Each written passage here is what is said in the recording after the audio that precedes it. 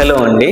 So ఈరోజు మనం ఒక కీమోథెరపీ మూలాన వచ్చే ఒక ముఖ్యమైన and one of the most sensitive side effects గురించి మాట్లాడుకుందాము. సో అదేంటంటే కీమోథెరపీ ఇండ్యూస్డ్ ఎలోపేషియా కానీ chemotherapy induced hair loss. So ఇది చాలామంది చాలా సింపుల్గా కొట్టివేసే సైడ్ ఎఫెక్ట్, బట్ పేషెంట్స్కి ఎస్పెషల్లీ ఫీమేల్ పేషెంట్స్కి ఇది చాలా concerning and distressing side effect అనమాట. So usually it is a temporary side effect, అంటే కీమోథెరపీ సెషన్స్ అయిపోయినాక హెయిర్ గ్రోత్ మళ్ళీ రెజ్యూమ్ అవుతుంది. బట్ అందరూ దీన్ని ఈక్వల్గా మన సెన్సిటివ్గా దీన్ని యాక్సెప్ట్ చేయలేరు అనమాట. సో ఈ కీమోథెరపీ ఇండ్యూస్డ్ ఎలోపేషియా గురించి ఈరోజు ఇంకా ఫర్దర్గా మనం డిస్కస్ చేద్దాం. So what exactly is chemotherapy induced alopecia కానీ chemotherapy induced hair loss. So ఇప్పుడు కీమోథెరపీ మూలాన మన బాడీలో చాలా సైడ్ ఎఫెక్ట్స్ వస్తాయి. సో యూజువల్లీ మన బాడీలో ఫాస్ట్ గ్రోయింగ్ సెల్స్ మీద కీమోథెరపీ యాక్ట్ అవుతుంది. For example cancer cells are very fast growing, అందుకని కీమోథెరపీ క్యాన్సర్ సెల్స్ మీద చాలా ఎఫెక్టివ్గా పనిచేసి వాటిని కిల్ చేస్తుంది. సో ఈ ప్రాసెస్లో మన బాడీలో ఫాస్ట్గా డివైడ్ అయ్యే వేరే సెల్స్ కూడా ఉంటాయి అన్నమాట.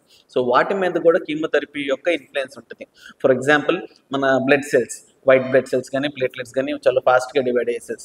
సో కీమోథెరపీ జరిగేటప్పుడు ఎంతో కొంత వైట్ బ్లడ్ సెల్స్, ప్లేట్లెట్స్ మనకు తగ్గుతాయి అనమాట. సిమిలర్లీ మన మ్యూకోసైటిస్ అంటాము. సో ఓరల్ క్యావిటీ కానీ ఇంటెస్టైన్స్ కానీ కవరింగ్ చేసే సెల్స్ అనమాట. సో అవన్నీ కూడా చాలా ఫాస్ట్గా రీసైకిల్ అవుతూ ఉంటాయి. సో అవి డ్యామేజ్ అవటం మూలన కీమోథెరపీ మూలన nausea, vomiting, diarrhoea, mucositis, oral ulcers ఇలాంటి సైడ్ ఎఫెక్ట్స్ వస్తాయి. ఇలాగనే సిమిలర్లీ మన హెయిర్ ఫాలికల్లో ఉన్న సెల్స్ కూడా చాలా ఫాస్ట్గా గ్రో అవుతూ ఉంటాయి అనమాట. సో అవి కూడా చాలా ఇమీడియట్గా కీమోథెరపీ మూలాన డ్యామేజ్ అవుతాయి. సో దాని మూలన there is lot of hair fall అనమాట. So this is chemotherapy induced hair loss or chemotherapy induced alopecia. So ఇంత డిస్ట్రెసింగ్ అండ్ సెన్సిటివ్ సైడ్ ఎఫెక్ట్కి మనం ఏమీ చేయలేమా? Yes, for the first time మన స్టేట్లో మనం స్కాల్ప్ కూలింగ్ డివైస్ మనం ఇంట్రడ్యూస్ చేస్తున్నాము. సో ఈ స్కాల్ప్ కూలింగ్ డివైస్ మూలన కీమోథెరపీ ఇండ్యూస్డ్ హెయిర్ లాస్ అనేది చాలా మటుకు మనం తగ్గించడానికి అవకాశం ఉంటుంది. So what exactly scalp cooling device? So మనం ఇందాక డిస్కస్ చేసినట్టుగా కీమోథెరపీ మన స్కాల్ప్లో ఉన్న హెయిర్ ఫాలికల్స్లో ఉన్న సెల్స్ మీద చాలా ఇమీడియట్గాను అండ్ డ్రాస్టిక్గా ఎఫెక్ట్ చూపిస్తుంది అనమాట. సో దీన్ని ఎలా మనం రెడ్యూస్ చేయగలుగుతామంటే, ఫర్ ఎగ్జాంపుల్ మనకి స్కాల్ప్కి సప్లై అయ్యే బ్లడ్ వెజల్స్ని మనం కన్స్ట్రిక్ట్ చేసినట్లయితే, సో స్కాల్ప్కి బ్లడ్ సప్లై కనుక మనం తగ్గించినట్లయితే అసలు కీమోథెరపీ డ్రగ్ మనకి కీమోథెరపీ జరిగే సెషన్లో అసలు స్కాల్ప్ దాకా రీచ్ అవడమే మన కాన్సన్ట్రేషన్స్ మనం తగ్గించడానికి అవసరం అవుతుంది. సో అదే కాకుండా ఈ స్కాల్ప్ని లెస్ దెన్ 22 degreesకి కనుక మనం స్కాల్ప్ టెంపరేచర్ మనం తగ్గించినట్లయితే బ్లడ్ సప్లై తగ్గటమే కాకుండా అక్కడున్న సెల్స్ యొక్క మెటబాలిజం కూడా చాలా మట్టికి తగ్గుతుంది. సో ఈ మెటబాలిజం తగ్గటం మూలాన కూడా ఆ హెయిర్ ఫాలికల్లో ఉన్న సెల్స్ కీమోథెరపీ అప్టేక్ చేసుకోవడం చాలా తగ్గుతుంది. So in net effect hair ఫాలికల్స్లో ఉన్న సెల్స్ మీద కీమోథెరపీ యొక్క ప్రభావం చాలా మట్టికి మనం ఈ స్కాల్ప్ కూలింగ్ టెక్నాలజీ కానీ స్కాల్ప్ కూలింగ్ డివైస్తో కానీ మనం తగ్గించడానికి అవకాశం ఉంటుంది.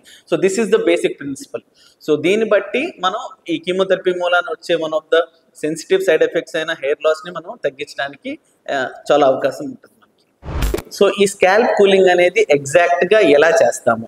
సో బేసికలీ ఒక పోర్టబుల్ మెషిన్ ఉంటుంది అనమాట, ఒక వాక్యూమ్ క్లీనర్ సైజ్లో ఉంటుంది. సో దాని నుంచి మనకి ఒక కూలెంట్ లిక్విడ్ స్కాల్ప్కి ఒక క్యాప్ ద్వారా సర్క్యులేట్ అవుతుంది అనమాట. So chemotherapy sessions for example 3 to 4 hours ఒక కీమోథెరపీ సెషన్ ఉంటే దానికి సుమారుగా ఒక 1 hour ముందు మన హాస్పిటల్కి రీచ్ అయితే ఈ క్యాప్ని మన nursing staff, trained nursing staff బాగా కరెక్ట్గా ఫిట్ అయ్యేలాగా స్కాల్ప్కి దాన్ని అటాచ్ చేస్తారనమాట. సో ఒక 1 hour తర్వాత సుమారుగా 30 minutes to 1 hour తర్వాత యాజ్ యూజువల్ మీ కీమోథెరపీ సెషన్ అయిపోతుంది అనమాట. కీమోథెరపీ సెషన్ అయిపోయిన తర్వాత కూడా మనకి పోస్ట్ కూలింగ్ ఫేజ్ ఉంటుంది అనమాట. సో ఇంకొక 1 to 2 hours మనం ఈ క్యాప్ని అట్లానే ఫిట్ చేసి వదిలేస్తాము. సో దట్ కీమోథెరపీ అయిపోయిన తర్వాత కూడా ఆ స్కాల్ప్ టెంపరేచర్ తక్కువగా మెయింటైన్ అవుతుంది అనమాట. So this is in brief scalp cooling device తో ఎలా వర్క్ అవుతుంది అనేది this is in brief. So ఈ స్కాల్ప్ కూలింగ్ డివైస్ మూలాన ఎగ్జాక్ట్గా మనకి ఏం బెనిఫిట్ రావచ్చు?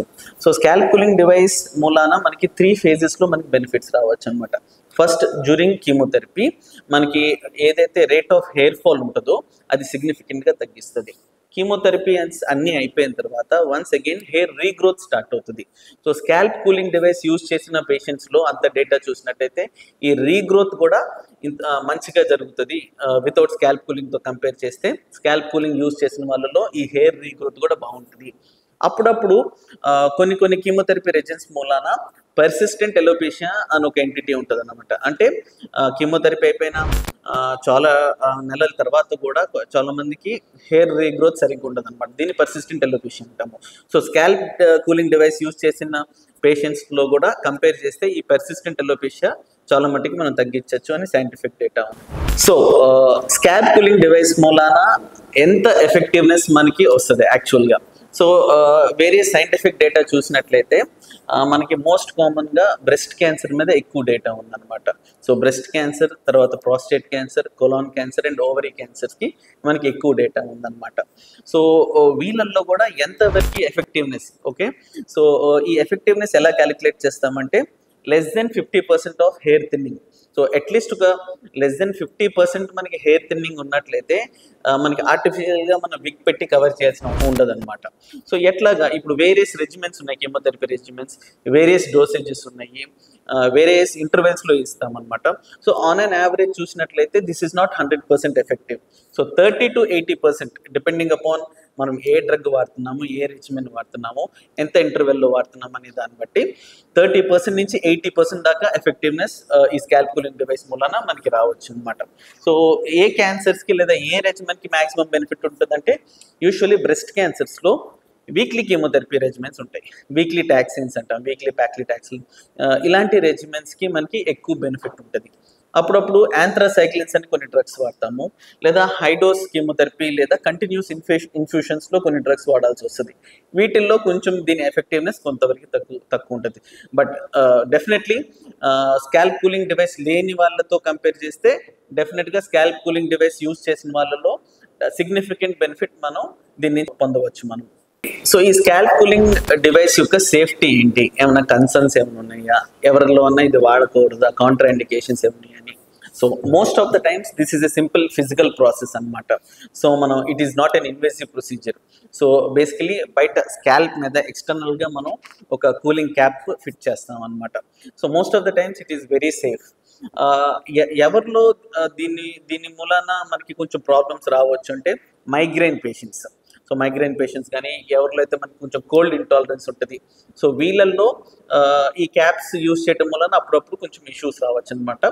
సో ప్రిఫరబ్లీ వాళ్ళల్లో కొంతమందిలో అవాయిడ్ చేస్తే చాలు. అలా కాకుండా మిగిలిన వాళ్ళందరిలో వెరీ మినిమం సైడ్ ఎఫెక్ట్స్ రావచ్చు. ఫర్ ఎగ్జాంపుల్ కొంచెం స్నీజింగ్ కానీ, కొంచెం డిస్కంఫర్ట్ కానీ, ఇచ్చింగ్ కానీ ఇలాంటివి మాత్రమే ఉండొచ్చు. ఇవి కూడా చాలా మట్టుకు మనం ప్రీ మెడికేషన్స్ కొంచెం పారాసెటమాల్ తీసుకోవటం కానీ, మంచిగా ఇయర్ ప్లగ్స్ తోటి ఇయర్ కవర్ చేసుకోవటం కానీ, సెషన్ జరిగేటప్పుడు కొంచెం హాట్ బెవరేజ్ కాఫీ కానీ టీ కానీ ఏమైనా తాగితే ఇవన్నీ మనం ఎఫెక్టివ్గా మనం అవాయిడ్ చేయడానికి అవకాశం ఉంటుంది.